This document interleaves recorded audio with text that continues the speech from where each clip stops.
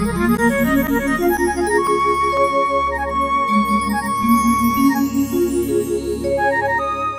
सरस्वती तांकर चारि पूजा है। दुर्गा जो भली से भली पूजा आमर चारि पूजा पाती। आउ कलश यात्रा है। ये दशहरा बलद नाच है। सांस्कृतिक आम आमर पाला परिवेषण करा जाए।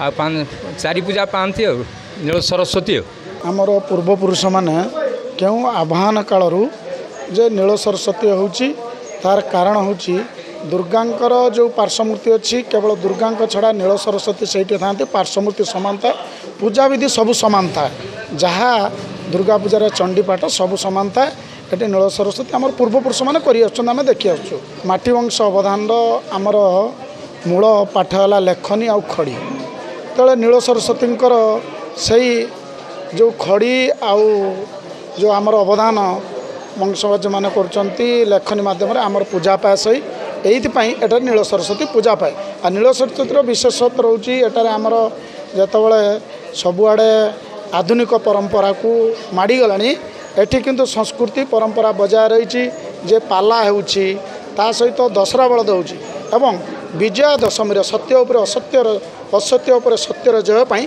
रावण पुणी आयोजन करा जाय। नील सरस्वती होउचंदी आमर एठी दीर्घ 300 वर्ष धरी होउची नील सरस्वती आमर पूर्वपुरुष माने करि आसुछंती।